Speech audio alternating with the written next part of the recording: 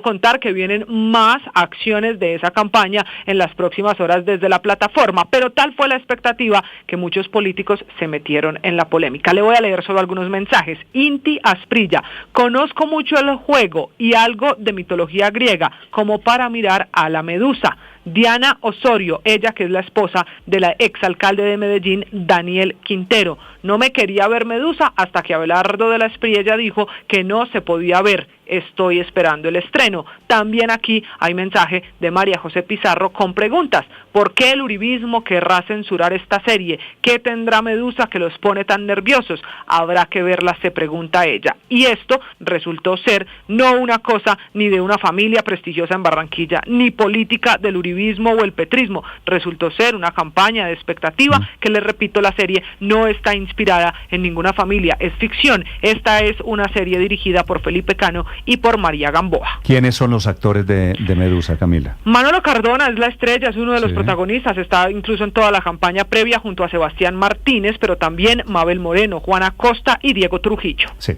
creo que en esa lista de actores entonces hay que meter Felipe otro de los Abelardo de la Espriella. Abelardo de la Espriella. Felipe, ese video de Abelardo de la Espriella era actuando Abelardo de la Espriella.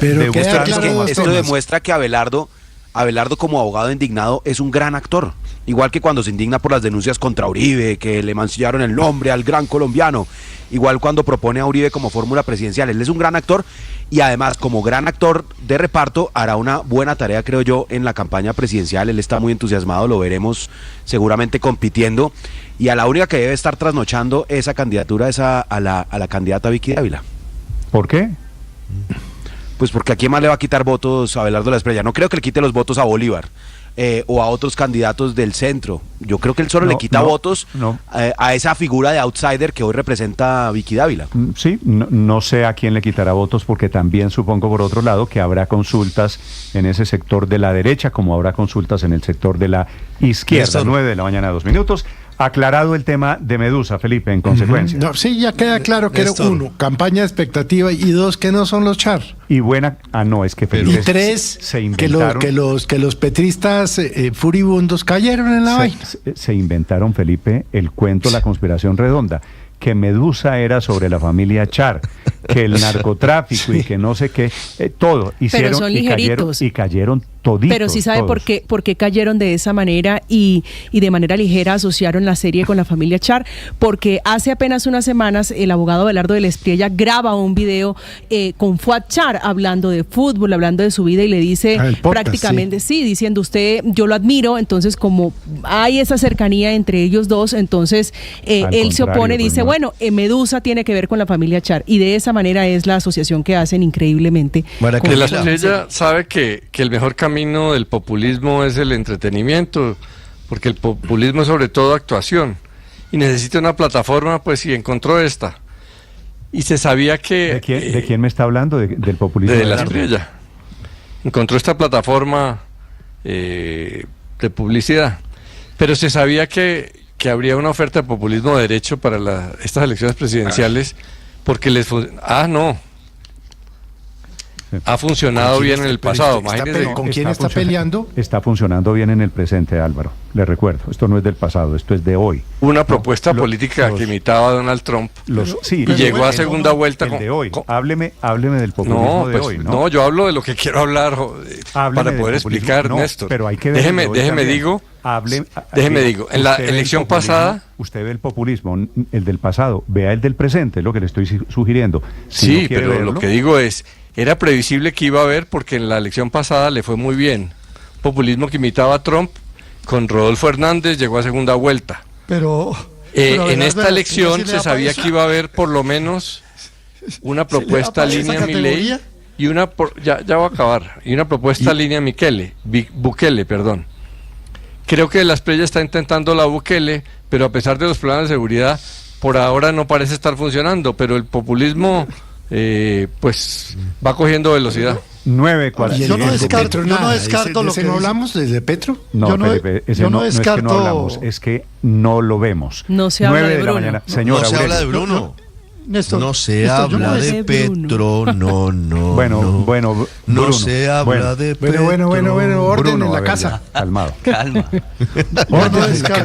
Todos se están refiriendo a mí. Estamos hablando de populismo de derecha porque estamos hablando de la Espriella y la campaña. Y en este momento no hay una oferta de populismo tan clara como como la de la derecha.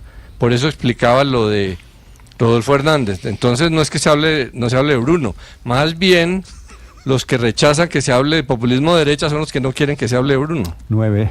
Pero yo no descarto las categorías. Ahí me enredé un poquito más, pero bueno. Yo no ahí me enredé descarto un las poquito más, categorías pero iba a decir algo el profesor Aurelio. Señor Aurelio.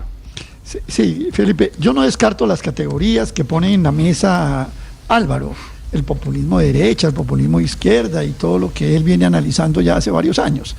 Pero enmarcar a Abelardo de la Espriella ahí, Abelardo de la Espriella a duras penas le da para ser un mal cantante de canciones en italiano. Eso no. El que se tome en serio a Abelardo de la Espriella, perdón, creo que se está equivocando. Por más vivezas y por más tiritos raros que se ponga y que salga y ponga unas vallas en Barranquilla. Es decir, Abelardo de la Espriella, ¿qué significa en este país? Absolutamente nada. ¿Qué le dice Abelardo de la Espriella a alguien, a nadie? Ni siquiera a la derecha se lo dice. Aurelio. Tendrá su público. Reconózcale por otro lado que es un tipo exitoso en lo que hace. Tan exitoso es que nos puso a hablar de Medusa y si es en serio una campaña de publicidad, le resultó. Puede que tenga clientes buenos, no sé, fue abogado de varias personas ahí, David Murcia, que yo me acuerdo, pues sí, puede que Perdón, ¿y los penalistas qué defienden si no criminales? Sí, pero, no, todos, Felipe, todos los penalistas pues están... Los penalistas defienden criminales, pues. Pero metan en la... Eso es como venir uno a decir que es que, no sé, doctor del Río, defiende a Monsalve o no sé qué. No, es que los penalistas defienden criminales. Entonces no le saquen a Abelardo de la Espriella el tema de MG, porque pero venga, una cosa, pues, no puede ser tan descabellado. Y Aurelio, tampoco es tan mal cantante, se les está notando la envidia. No puede ser. Como dice Enrique y es Rodríguez, empresario del ron, restaurante de carretera. Dijo Enrique Rodríguez un día después de que lo vimos la dona inmóvil que parecía cantante de restaurante de carretera. Cantante de carretera con Maía, la verdad es que yo déjeme hablar de política porque es que aquí ya están hablando de ópera y de otras cosas. A ver, venga. Señor, dejo al lado que no me interesa el tema de las habilidades artísticas de política. Señor. Ojo con algo que se está moviendo y que puede que parezca hoy descabellado o incluso risible, pero no lo descarte. Señor. Se habla de la posibilidad eventual, hipotética, de que el expresidente Álvaro Uribe termine siendo fórmula de Abelardo de la Espriella, ¿no? No, pero eso es imposible legalmente, Ricardo. ¿Vicepresidencial? No creo que sea imposible. Pues claro que es imposible. ¿Para qué es el vicepresidente? Para reemplazar al presidente. Pero no sé si hay un impedimento legal que cierre esa posibilidad. No es evidente. Si Uribe está impedido porque está prohibida la reelección en Colombia, si no puede ser elegido presidente. ¿Eso no existe? ¿Esa posibilidad no existe? Bueno, pero eso sería abrirle una grieta. No sé, pero ya alguien le preguntó al expresidente Uribe si le gustaría ser vicepresidente. De eso se ha venido hablando y especulando mucho. Es que yo creo que Uribe no quiere, Uribe sabe que no le conviene. Uribe sabe que yo estoy seguro que Uribe no quiere, Uribe está tratando de salir de este embrollo en el que lo metió Cepeda. Y fuera de eso, es un imposible legal constitucional en Colombia la idea esa de Uribe vicepresidente. No sé el tema legal, pero me imagino que usted está en lo cierto, Néstor. Sí. Porque tiene vocación presidencial ante la ausencia temporal o permanente del presidente, ¿no? Claro, de acuerdo. Muy bien, 9 de la mañana, 9 minutos en Mañanas Blue.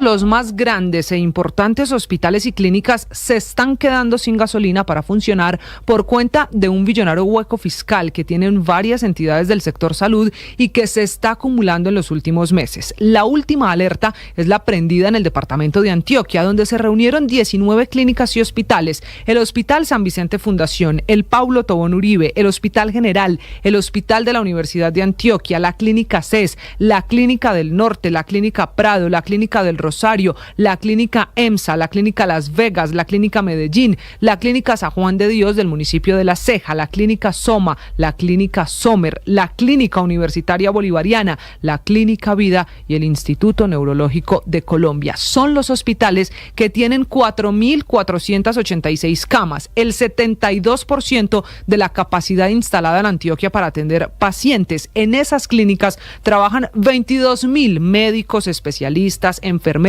trabajadores de la salud que también están en riesgo. Es que a esos hospitales les deben 2.3 billones de pesos y en los 2 primeros meses del año, es que hoy termina febrero, hay una evidente caída en el recaudo, por lo que en esos hospitales la salud está dejando de funcionar. Están a punto de tener que dejar de atender a enfermos, así ellos no lo quieran.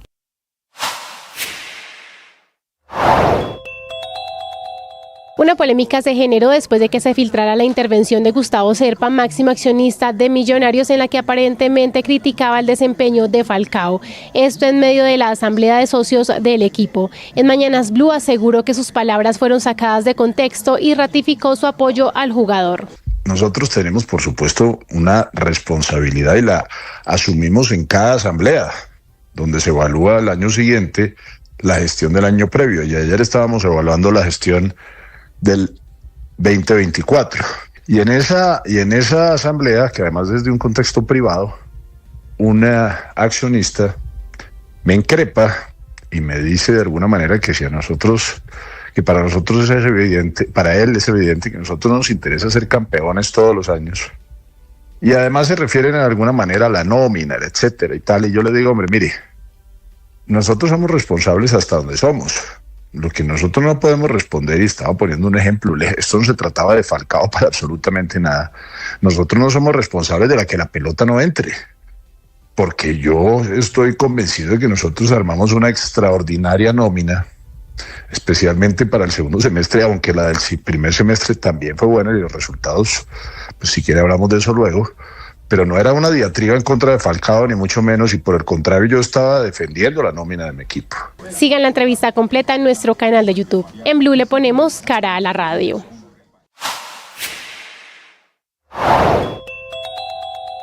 Tras una investigación de 60 días, el general Carlos Fernando... Del crecimiento del sector turístico en Colombia, del crecimiento considerado además, Víctor, como sector de exportación. Cifras que conoció el presidente Petro esta semana cuando fue a la vitrina de ANATO. Sí, Néstor, se está desarrollando, se ha venido desarrollando durante los últimos 3 días. Hoy termina la vitrina turística de ANATO en Corferias, en la ciudad de Bogotá, que es un evento muy importante para el sector, para las agencias de viajes. Tienen expectativas de negocios por cerca de 130 millones de dólares para este año. Y el gobierno ha participado en estas actividades, además porque es uno de esos sectores donde puede mostrar resultados favorables. Se habla de cómo ha venido creciendo el turismo y de hecho en muchas oportunidades aquí, Néstor, lo hemos mencionado, visitas históricas de extranjeros a nuestro país. Cada año se baten récords en estos indicadores y desde allí ANATO sacó una cifra muy interesante y es que ya el sector turístico está dejando para la economía del país alrededor de 10.000 millones de dólares de divisas y ya se estaría convirtiendo en uno de los renglones más importantes para generación de divisas a nuestro país. Cuando aquí se presta un servicio turístico, Néstor, en la práctica estamos exportando un servicio turístico y esto se mete dentro de las exportaciones. Y se dice entonces, y por eso le hago esta explicación, porque empiezan a comparar las exportaciones de turismo con exportaciones de otros productos que al gobierno actual no le gustan. Y por ejemplo, ANATO está diciendo que ya estamos exportando en servicios turísticos una cantidad mucho mayor a las exportaciones de carbón, inclusive a las exportaciones de café, y son cifras que están celebrando también desde el gobierno nacional. Sí, hay dos maneras de medirlo, 10.000 millones de dólares o 40 billones de pesos, equivalente a una cifra con la otra. Sí, señor, tal cual. Paula Cortés es la presidenta de la asociación de ANATO, de la Asociación de la Industria Turística. Doctora Cortés, buenos días. Buenos días, Néstor. Un saludo muy especial para usted y para su mesa y todos los oyentes. Gracias, doctora Cortés. Este crecimiento del sector turístico, ¿en qué proporción se produjo el año entrante? ¿A qué se debe? ¿Hacia dónde vamos con el turismo en Colombia? Bueno, Néstor, pues realmente el año pasado cerramos con 6.7 millones de visitantes extranjeros a nuestro país, con un crecimiento del 8.5%. Lo mismo en salida de colombianos al exterior, con un crecimiento del 12%, 4.8 millones de colombianos saliendo de Colombia, y un movimiento de tráfico aéreo nacional e internacional de 57 millones de pasajeros, con un crecimiento del 14%. Básicamente Colombia está creciendo más o menos a un 10% en su valor agregado, que es el valor de los 40 billones de pesos que usted mencionaba anteriormente, y por supuesto en divisas. Es un dato que no solo dice ANATO, sino es un dato del Banco de la República, donde cierra el año aproximadamente con 10.000 millones de dólares, donde nos pone efectivamente en el segundo renglón de la economía del país. En el segundo renglón. ¿Cuál sería el primer renglón entonces? ¿Y cuánto estamos exportando en carbón, doctora Paula? O sea, el primer sector de la economía es el petróleo en Colombia, es el primer sector de la economía. Nosotros estamos de segundo sector de la economía, y lo que hemos manifestado con las cifras del Banco de la República es que en divisas el turismo superaría este año la sumatoria de el carbón y el café. Hoy en día el carbón y el café, las divisas de la sumatoria de los dos son 10.500 millones de dólares, y nosotros estamos en 10.000 millones de dólares. Entonces, por eso hemos manifestado que en corto tiempo superaríamos a esos dos en divisas, y estamos, digamos, muy bien en el crecimiento del turismo en Colombia. ¿Cuál es la política pública, doctora Paula, detrás de estos crecimientos en el turismo? Porque las cifras, estamos viéndolas acá, son históricas, y efectivamente sí hay una gran posibilidad de que este año el turismo, las divisas generadas por el turismo, superen a las combinadas por el carbón y el café. Así es. Pues es un trabajo de muchos años. Esto no es un trabajo de meses, es un trabajo de alrededor de unos 20 años, un trabajo público-privado con los gobiernos en Colombia y el sector privado, y desde ANATO pues hemos venido yendo a todas las ferias internacionales de la mano de ProColombia, atrayendo a todos estos turistas extranjeros a todos los destinos de nuestro país, y hoy estamos recibiendo esos frutos de una Colombia que se ha venido abriendo al mundo, como es el lema de la vitrina turística, en todos los destinos internacionales, y posicionándose pues como un destino para destacar y de talla mundial para venir. El IVA a los tiquetes aéreos, doctora Cortés, ¿cómo le ha pegado en general a la industria del turismo en Colombia?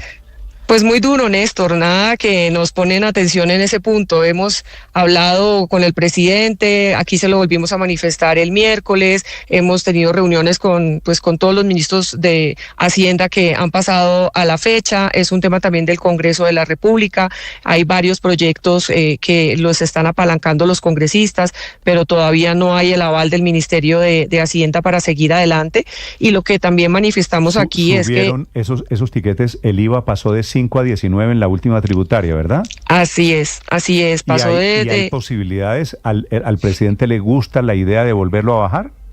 Pues lo que nos dicen es que al presidente le gusta porque sabe claramente que hay una contracción en el turismo en Colombia. Hoy estamos viajando 1.7 millones de colombianos en el país, y estamos un 14% por debajo de lo que hacíamos antes de pandemia. Después de pandemia, los 2 primeros años para impulsar la economía, si usted bien lo recuerda que hablamos en estos micrófonos, efectivamente el IVA del tiquete quedó en el 5%, y quedó cero sin IVA alojamiento y servicios turísticos, pero era un decreto reglamentario del momento, y pues terminó su efecto y volvimos nuevamente al 19%, y es un valor muy alto que le pega.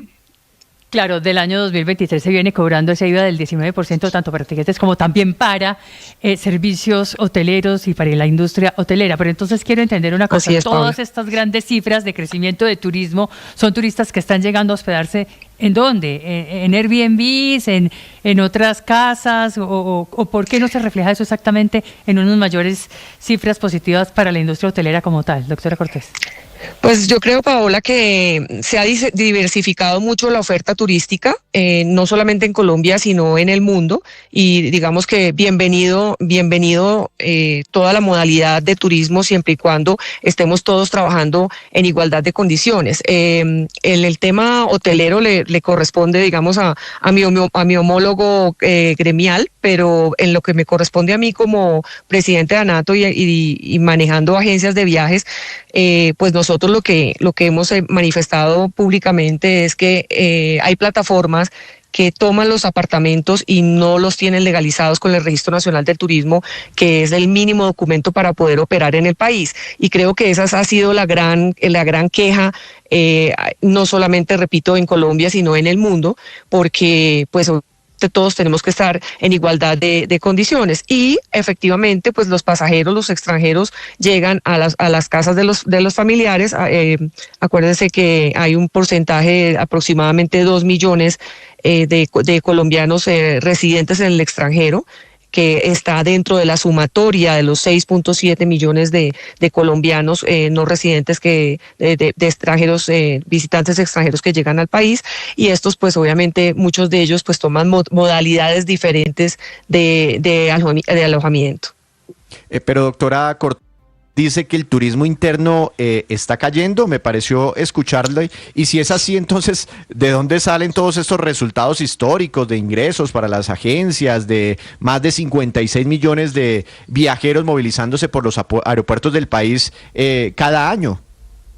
Pues efectivamente las cifras lo dicen, y como lo hemos manifestado, el turismo hoy en día viene jalonado por el turismo extranjero. Acuérdese que el extranjero, pues obviamente al pagar en dólares y a pagar en otras divisas que entran al país, pues le genera esos recursos que hemos manifestado anteriormente. Y por eso es que al gobierno le hemos dicho que si quieren que viajemos más por nuestro país, pues tenemos que tener unos valores mucho menores en IVA, que es el que le da un impacto importante al turismo en Colombia.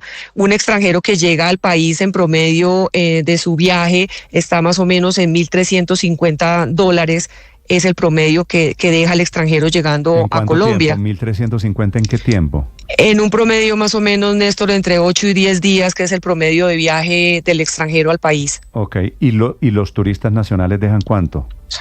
Los turistas nacionales más o menos en promedio por día está en 160.000 pesos, lo que viaja el colombiano. Sí. Le entiendo entonces que el crecimiento turístico es por cuenta de la revaluación y por cuenta del dólar y de los extranjeros fundamentalmente. Así es, así es. Hoy en día el turismo en el país, el jalonamiento y lo que estamos recibiendo, pues obviamente de divisas es solamente de extranjeros, pero el movimiento que estamos viendo en el país es jalonado por los extranjeros que están llegando a Colombia y que están viajando por Colombia. Ese es el principal jalonamiento que tenemos. Y también uno de los puntos que le hablamos al presidente es el tema de la seguridad. O sea, es un punto importante que se ha manifestado en todos los sectores de la economía, y a hoy, si viene hoy, y ustedes que siempre nos acompañan en todos nuestros eventos, ven esta vitrina totalmente llena. Ayer tuvimos 22.000 profesionales del sector turístico haciendo negocios aquí en el marco de la vitrina turística. Pues efectivamente lo que hemos dicho es que si la seguridad no se le pone atención, pues obviamente alertas de que vaya a pasar algo en estas cifras tan maravillosas que tenemos en el sector turístico a final del año. A propósito, Brasil y Santa Marta son los invitados de honor en esta feria del sector turístico en Colombia para hablar de turismo. Doctora Cortés, muchas gracias. Muchísimas gracias, Néstor. Un abrazo. Por las precisiones, por las aclaraciones. Son las 9:24. Estás escuchando Blue Radio.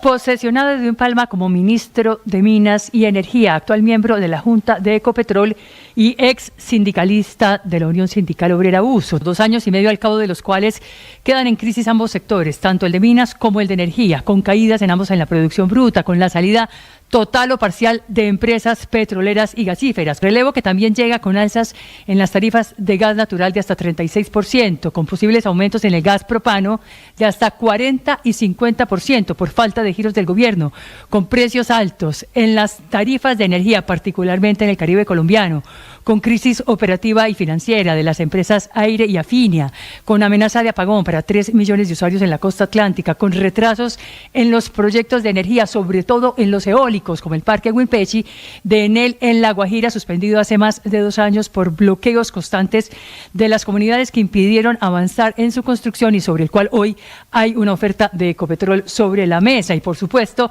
con deudas millonarias del gobierno con las empresas del sector eléctrico, tanto retrasos en los giros por los subsidios a los estratos 1, 2 y 3, como también deudas por la opción tarifaria que viene desde la pandemia.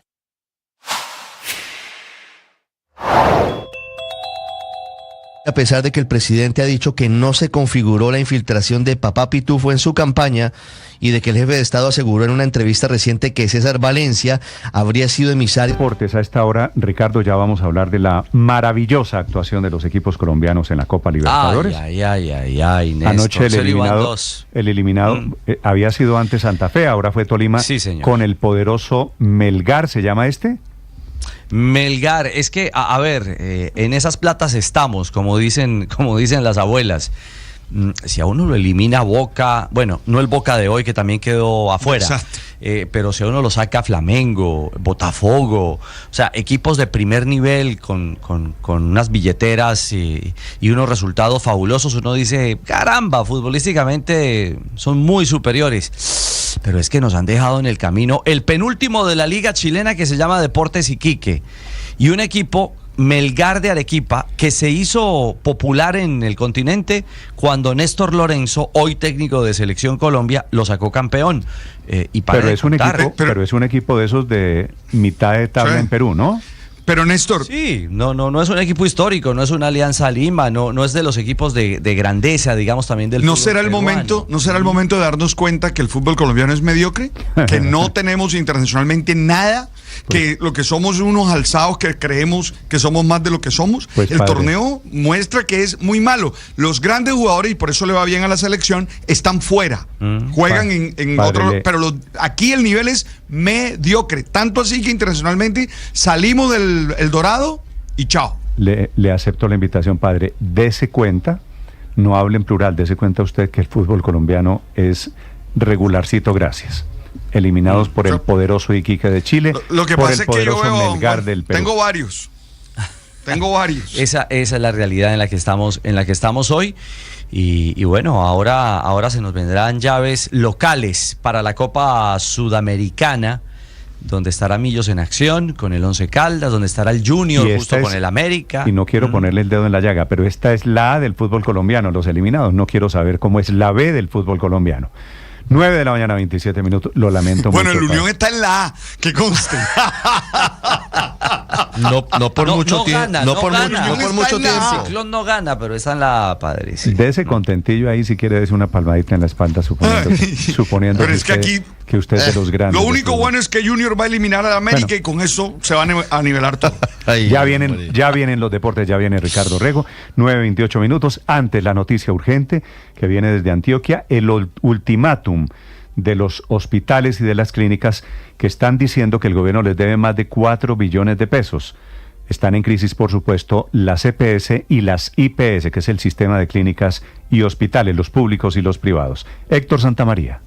Pues Néstor, es que las clínicas y hospitales en el departamento están alertando que las EPS, la ADRES, entidades responsables del SOA, entre otras, ya acumulan esa millonaria deuda que pone en riesgo servicios de salud importantes para diferentes usuarios. Por un lado, 19 clínicas y hospitales, como la Clínica CES, Cardiovil, Las Vegas y la Clínica de Medellín, advirtieron que mes a mes no logran cumplir con las obligaciones financieras. Los servicios están en riesgo si no se logra poner a punto la cancelación de las deudas, que superan por un lado los 2.344.000 4.000 millones de pesos, que afectaría la capacidad instalada, que incluye 640 camas de UCI y 422 camas de unidad de cuidados especiales. Pero además se suman los 126 hospitales públicos de Antioquia, a los que les sigue incrementando la deuda, y a la fecha es de 1,5 billones de pesos. Con esa situación es que se supera los 4 billones de pesos las deudas con los centros hospitalarios públicos y privados en esta región del país, Néstor. Una de estas clínicas es CES. CES en Medellín tiene 2 sedes, ¿no? Tiene incluso mucha relación, Néstor, pues toda con la Universidad CES, de la que también hemos hablado. Esta es la clínica de esa universidad, con varias sedes en la capital antioqueña, pero es una de las clínicas más importantes de la ciudad y está en la lista de las que se unieron a hablar de este problema financiero. La CES, la Cardiovid, Las Vegas, la Clínica de Medellín. El Paulo Tobón, el San Vicente, la lista es interminable, Néstor, porque son las clínicas que juntas, 19 en total, tienen 4.400, un poco más, 4.478 camas, que es el 72% de la capacidad de atención de pacientes en Medellín. Imagínese si esas camas desaparecen, un enfermo en Antioquia, ¿a dónde va? Y están en las mismas en Cali, o estamos en las mismas en Bogotá. Y en el Caribe colombiano, donde la deuda tiene una cifra muy similar a esta que entregan las clínicas y los hospitales en Antioquia. El doctor Andrés Trujillo es el director de CES allí en Medellín. Doctor Trujillo, buenos días.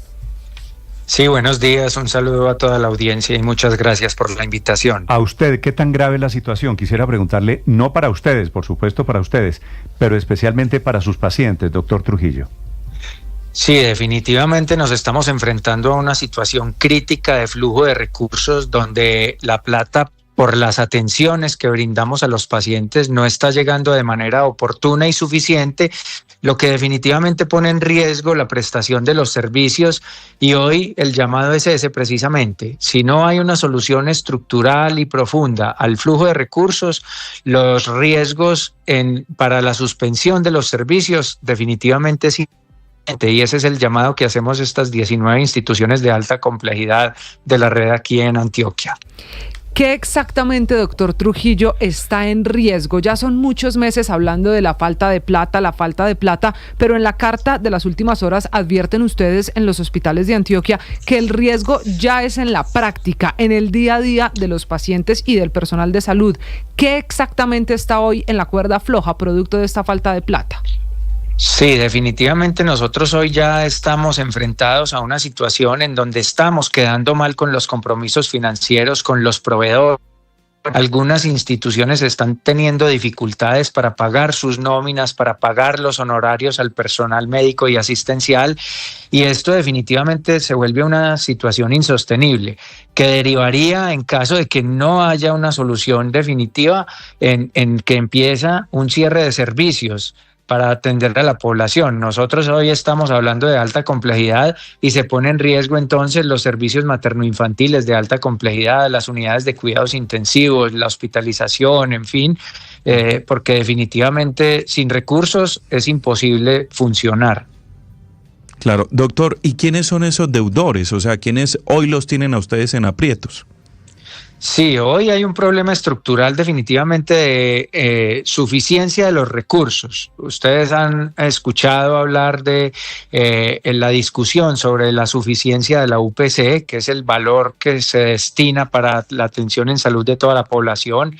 Entonces hay un tema de suficiencia de recursos, pero sumado a eso hay una cantidad de situaciones administrativas y de gestión donde los recursos no están fluyendo de manera oportuna ni suficiente, entonces el recaudo se viene disminuyendo en los últimos meses de una manera dramática que nos tiene precisamente llamando al gobierno nacional y a todos los actores a buscar soluciones urgentes para que estos recursos fluyan de manera oportuna y suficiente y poder seguir operando con normalidad.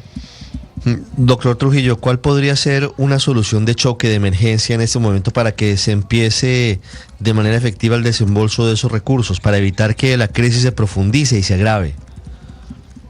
A ver, en este momento nos vemos enfrentados a un problema muy delicado con el SOAT, por ejemplo. Las entidades responsables del SOAT donde hay una cantidad de dificultades administrativas para poder facturar y radicar y que los recursos lleguen de manera oportuna. La ADRES, por ejemplo, también está generando unas dificultades grandes en el flujo de recursos porque tampoco están girando el porcentaje suficiente para operar ni en los tiempos prometidos ni en los porcentajes prometidos. Entonces, definitivamente, lo primero sería, hombre, que desatranquen los recursos de lo que ya está facturado y radicado por las atenciones ya brindadas a los pacientes y a los enfermos. Sí. Habrá discusiones más profundas y de más largo plazo, que es la suficiencia de los recursos, la suficiencia de la UPC, que habrá que desarrollar unas mesas técnicas muy nutridas y de unas discusiones más largas. Pero en principio es el flujo y el desatranque de los recursos que están represados en este momento. Pero doctor Trujillo, ¿esto se resuelve con la reforma a la salud? Se lo pregunto porque el presidente, y el ministro de Salud, Guillermo Alfonso Jaramillo, han dicho una y otra vez que estas deudas y este problema se resuelve con la reforma, que por cierto está muy enredada en el Congreso de la República. ¿Usted cree que esa reforma solucionaría el problema que tienen, por ejemplo, ustedes, estas 19 clínicas en Medellín? A ver, nosotros tenemos un sistema de salud que ha avanzado de una manera importante durante 30 años, ha avanzado grandemente en cobertura, en accesibilidad, en calidad, en tecnologías, en salud, y esto no se puede desconocer. Indiscutiblemente hay problemas estructurales en cuanto al flujo de recursos, en cuanto a la regionalización de los servicios, en cuanto al fortalecimiento de la atención primaria, y definitivamente pues se necesita hacer ajustes al sistema de salud que hoy tenemos y se demuestra con lo que hoy estamos viviendo. El problema de una reforma a la salud es que es una discusión de largo plazo y la situación a la que estamos enfrentados hoy no da espera. Entonces necesitamos definitivamente la solución en cuanto al flujo de recursos de manera inmediata y que de manera paralela y de más largo plazo se vayan discutiendo los elementos que debería tener el ajuste al sistema de salud actual. Dentro de eso, doctor, ¿ya han despedido personal médico o logístico de las clínicas u hospitales debido a esta situación de la falta de recursos? Sí, desafortunadamente ya hay instituciones con unas situaciones financieras que ha obligado al cierre de algunos servicios, de algunas camas hospitalarias y el consecuente despido de algunas personas. Nosotros seguimos acá comprometidos con la atención de los pacientes, pero definitivamente sin recursos hay que tomar a veces decisiones de este tipo y ya hay instituciones donde ha tenido que tomarse la medida de despedir a algún personal. Doctor Trujillo, pero ya una última pregunta. ¿Cuántos empleos están en riesgo? Es decir, usted habla de dificultades para pagar nóminas, pero estamos hablando de cuántos médicos, enfermeros, auditores, personal administrativo suman todas estas 19 instituciones hoy por hoy con problemas en los pagos y con problemas financieros. Sí, en estas 19 instituciones que hoy representamos, que son las instituciones de alta complejidad del departamento de Antioquia, la mayoría, empleamos alrededor de 22.500 personas. Un número significativo pues de empleo para un sector. ¿Y cuántos pacientes, doctor Trujillo? Sí, nosotros calculamos que hacemos más de 1 millón de atenciones al año entre todas las instituciones. Ya depende del tema de aseguramiento y los convenios que se tengan con las distintas EPS, pero definitivamente aquí la afectación es para toda la población y para todos los enfermos que demanden servicios de alta complejidad. Entiendo. Sáqueme de una duda sobre la deuda del gobierno. ¿Son 2 y pico o casi 4 billones de pesos? Sí, para estas 19 instituciones que hoy representamos, estamos hablando de una deuda acumulada de más de 2.3 billones de pesos. Sí. Obviamente, si sumamos toda la red pública, el primer nivel y las demás instituciones que no hacen parte de estas 19 instituciones que hoy estamos levantando la mano, la suma sería mucho mayor, sí. Gracias, doctor Trujillo, muy amable. A ustedes muchas gracias. Y mucha suerte en la relación con el gobierno, a ver si logran corregir algo de esta crisis de salud. Efectivamente, cientos de miles de personas las que están en riesgo. 9:38. Estás escuchando Blue Radio.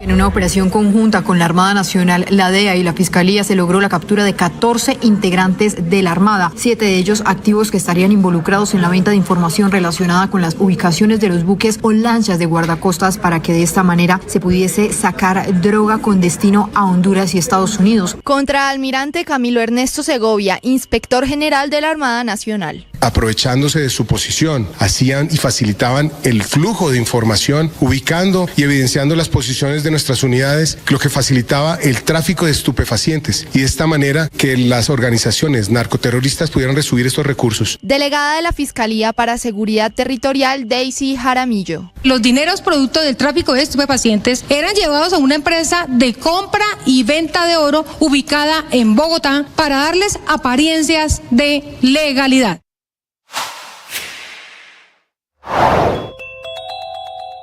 Los ministros que se salvaron por ahora son Salud, Hacienda, Ciencia, Transporte. Estaba el ministro de Educación, Daniel Rojas, a quien a propósito el presidente termina haciéndole una insólita defensa, en caso de que se considere una defensa, diciendo el presidente Petro, haciendo referencia, diciéndole bien que haya presentado la tesis, porque es ministro, y que la tesis de maestría, si se gradúa, si logra la tesis, es de derecha, porque hizo plagio, y que si es de izquierda, dice el presidente Ernesto. 9 de la mañana, 40 minutos a esta hora, la información deportiva con TCC en Mañanas Blue. 85, el silbatazo del árbitro, Bordacar, ¡Bordacar!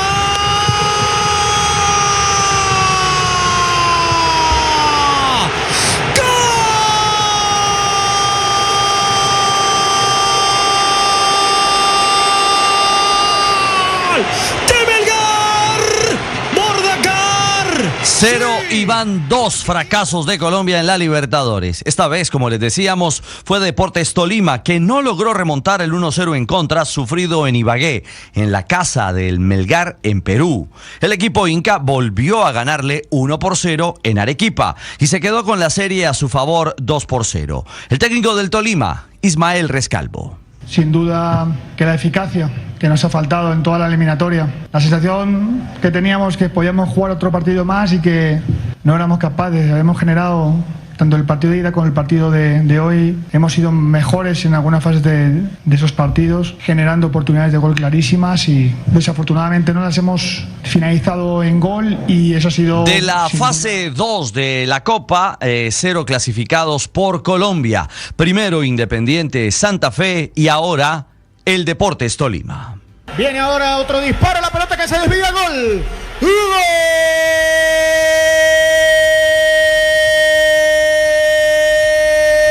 La pelota que se desvió fue el remate de Daniel Londoño para el 3-0 del Independiente Medellín ante Llaneros. Victoria al cierre de la fecha 6 de la Liga en Colombia y el liderato para el poderoso que llegó a 14 puntos, 2 más que el segundo, Once Caldas. Su entrenador Alejandro Restrepo y la respuesta de su equipo en la cancha. Importante para poder jugar como lo hicimos hoy y como el equipo lo ha hecho en otros partidos. Es muy importante las relaciones y las interacciones que uno como entrenador en su cabeza imagine y después ellos adentro con conocerse con el compañero, con interpretar un movimiento, con esa calidad en espacios reducidos como por momentos lo hicimos hoy. Hoy comenzará la fecha 7 de la Liga con los juegos Envigado, Independiente Santa Fe y Boyacá Chicó en casa frente a Águilas Doradas de Río Negro. Se va adelantando el uruguayo, está esperando por adentro Suku, la levantó para él, ahí está Suku.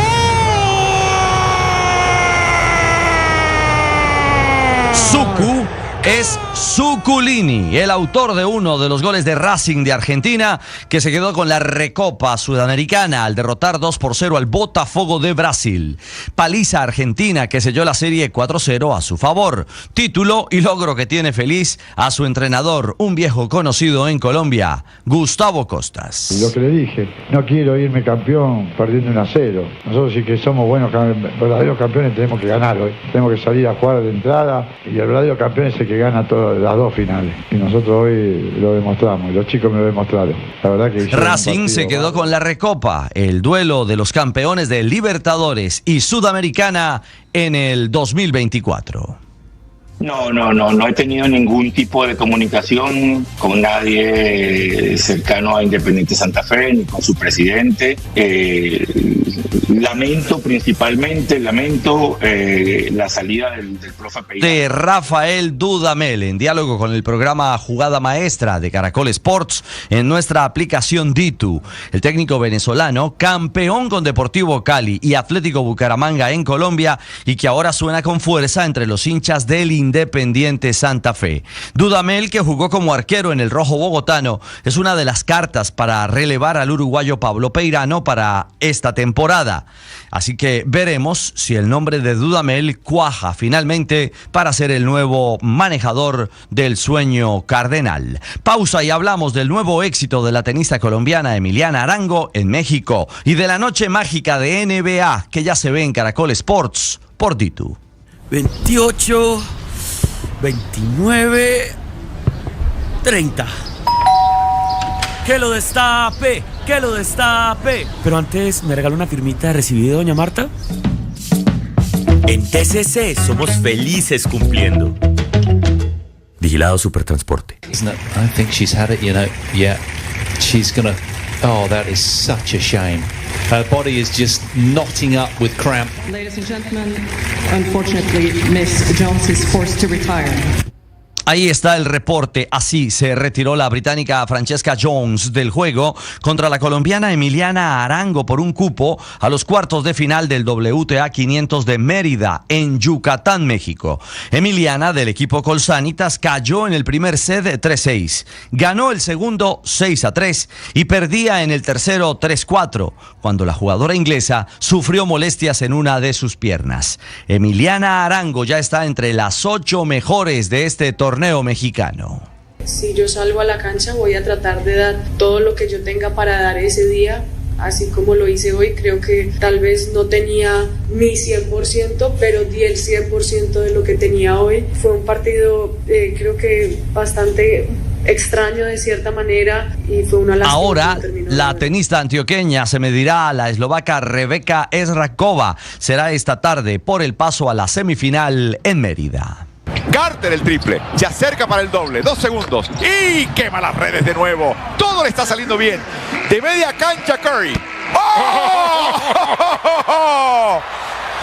La línea de triple es un mero concepto, es una sugerencia para el mejor tirador. Son Álvaro Martín y Carlos el Coach Morales en Caracol Sports a través de nuestra aplicación Ditu. Lanzamiento desde mitad de campo de Stephen Curry, que además fue magia pura en el duelo frente a los Magic de Orlando. 56 puntos para Curry y 12 triples. Números maravillosos, quedando a solo 6 puntos de igualar su récord personal actual, que está en 62. El base de los Golden State fue el gran héroe, el líder para la victoria de los Warriors, 121-115. A sus 36 años sigue siendo magia pura, reiteramos, en el mejor baloncesto del mundo. La fiesta fue en el Kia Center, la casa de los Orlando Magic, pero los puntos y el triunfo fueron para los Warriors. Con la NBA, los Gigantes, que mañana sábado estarán de nuevo en Caracol Sports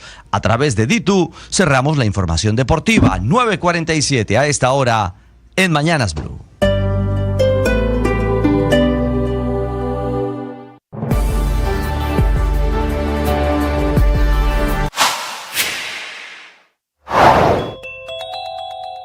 Los más grandes e importantes hospitales y clínicas se están quedando sin gasolina para funcionar por cuenta de un billonario hueco fiscal que tienen varias entidades del sector salud y que se está acumulando en los últimos meses. La última alerta es la prendida en el departamento de Antioquia, donde se reunieron 19 clínicas y hospitales: el Hospital San Vicente Fundación, el Paulo Tobón Uribe, el Hospital General, el Hospital de la Universidad de Antioquia, la Clínica CES, la Clínica del Norte, la Clínica Prado, la Clínica del Rosario, Rosario, la Clínica EMSA, la Clínica Las Vegas, la Clínica Medellín, la Clínica San Juan de Dios del municipio de La Ceja, la Clínica Soma, la Clínica Sommer, la Clínica Universitaria Bolivariana, la Clínica Vida y el Instituto Neurológico de Colombia. Son los hospitales que tienen 4.486 camas, el 72% de la capacidad instalada en Antioquia para atender pacientes. En esas clínicas trabajan 22.000 médicos, especialistas, enfermeras, trabajadores de la salud que también están en riesgo. Es que a esos hospitales les deben 2.3 billones de pesos y en los 2 primeros meses del año, es que hoy termina febrero, hay una evidente caída en el recaudo, por lo que en esos hospitales la salud está dejando de funcionar. Están a punto de tener que dejar de atender a enfermos, así ellos no lo quieran.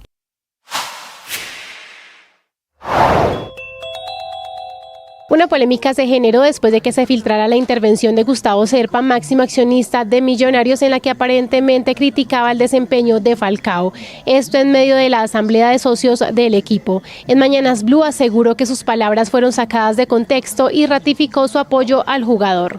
Nosotros tenemos, por supuesto, una responsabilidad y la asumimos en cada asamblea, donde se evalúa el año siguiente la gestión del año previo. Y ayer estábamos evaluando la gestión del 2024. Y en esa asamblea, que además es de un contexto privado, una accionista me increpa y me dice de alguna manera que si a nosotros, que para nosotros es evidente, para él es evidente que a nosotros nos interesa ser campeones todos los años. Y además se refieren de alguna manera a la nómina, etcétera y tal. Y yo le digo, hombre, mire, nosotros somos responsables hasta donde somos. Lo que nosotros no podemos responder, y estaba poniendo un ejemplo, esto no se trataba de Falcao para absolutamente nada. Nosotros no somos responsables de que la pelota no entre, porque yo estoy convencido de que nosotros armamos una extraordinaria nómina, especialmente para el segundo semestre, aunque la del primer semestre también fue buena y los resultados, pues si quiere hablamos de eso luego.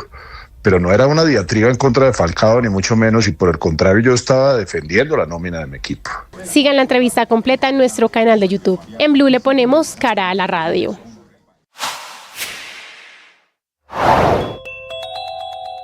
Tras una investigación de 60 días, el general Carlos Fernando Triana, director de la policía, confirmó la captura de 4 personas presuntamente vinculadas a la masacre del pastor Marlon Lora y su familia el pasado 29 de diciembre en Aguachica, en el departamento del Cesar. En la ciudad de Cúcuta, a través de diligencias... De llegar a Blue Radio, esto es lo que está pasando y lo que se ha perdido.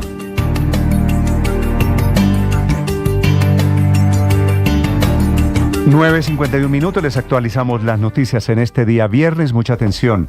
La defensa en el juicio del expresidente Álvaro Uribe, sus abogados Lombana y Granados acaban de presentar una nueva tutela contra la juez que está encabezando las audiencias. El juicio es por manipulación de testigos. María Camila Orozco. Néstor, sí, esta es la segunda tutela que presenta la defensa del expresidente Álvaro Uribe Vélez en contra de la juez 44 penal del circuito Sandra Heredia.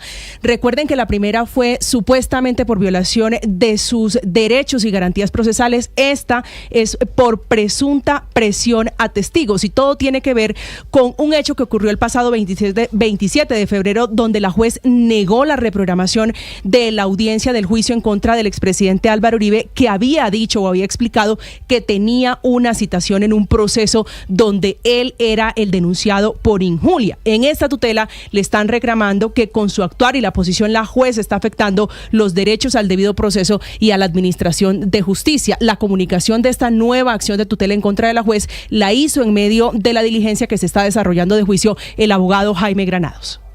Me quiere dejar la siguiente constancia, muy breve.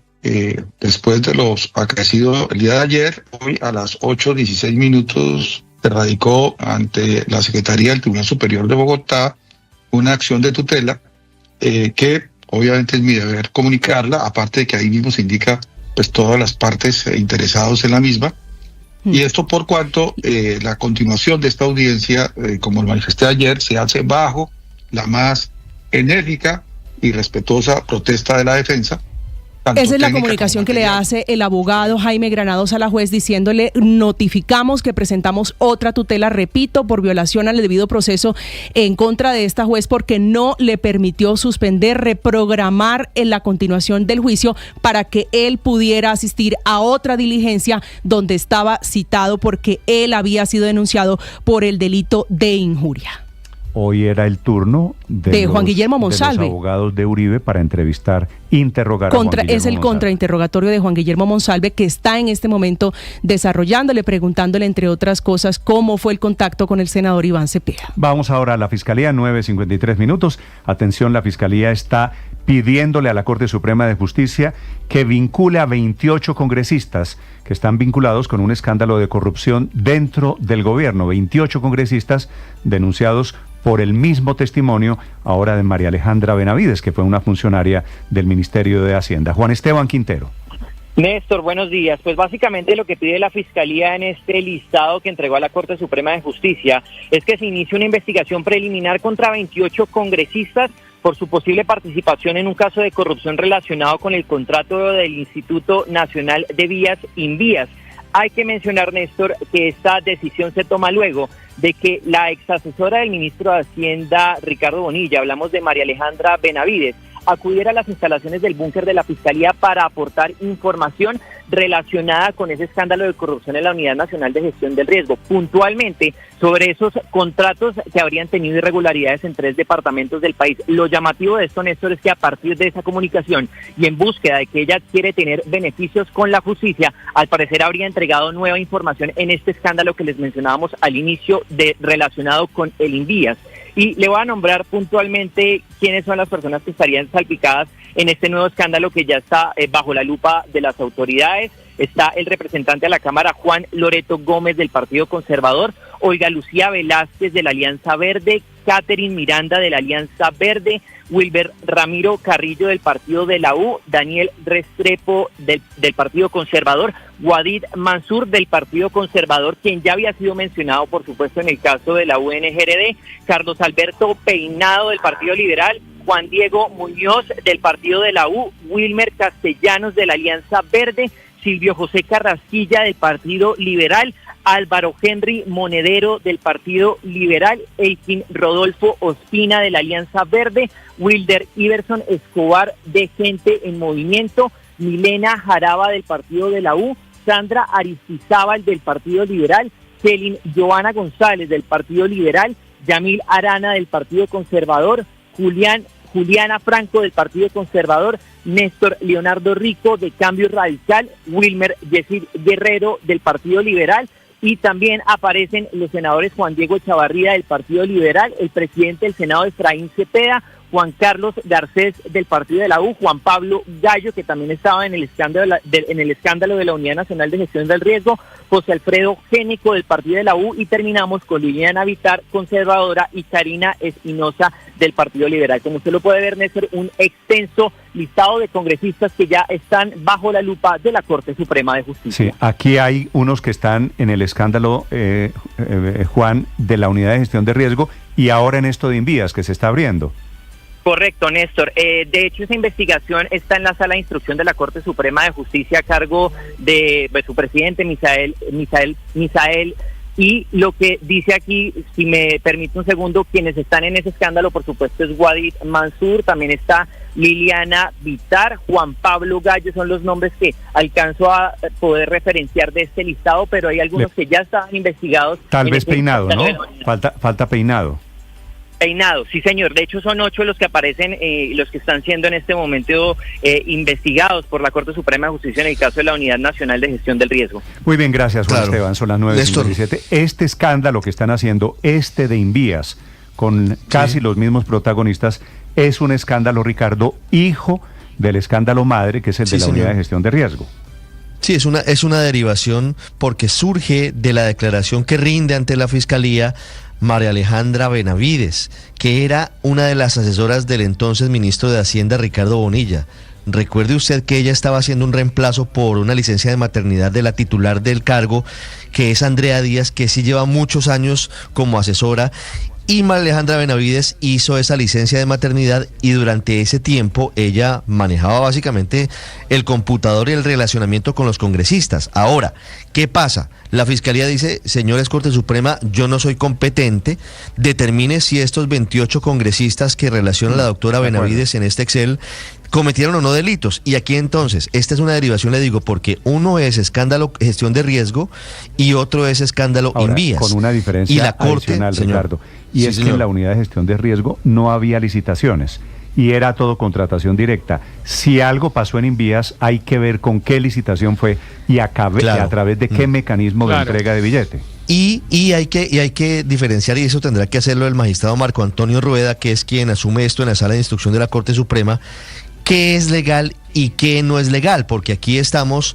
frente a una situación en la que los congresistas han dicho y han señalado, y tendrá que determinarse si están en el marco de sus gestiones habituales como congresistas pidiendo que se hagan gestiones por parte de Invías, por ejemplo, para una carretera o para una obra en su departamento o en un departamento en el que tienen ellos algún tipo de injerencia electoral, o si estamos hablando de intercambio de contratos por favores políticos. Ahí está la diferencia clave que tendrá que determinar la Corte. El congresista va a Invías y dice, ayúdeme con una vía entre tal y tal municipio. Claro que para eso son los congresistas. Vía. Eso es legal. Si el congresista llega y dice, ayúdeme con tal vía, y le tengo el contratista para hacer la vía, eso ya no es tan legal. Ahí ya cambia la circunstancia y ahí ya empieza a comprometer además a los funcionarios públicos que se prestan, digamos, a adelantar la actuación administrativa contraria a la ley, que es dirigir un contrato. Pero más allá que eso, pues claramente aquí hay, digamos, un coletazo de este tema de la dificultad que se generó, pues dificultad por llamarla de alguna manera, que se generó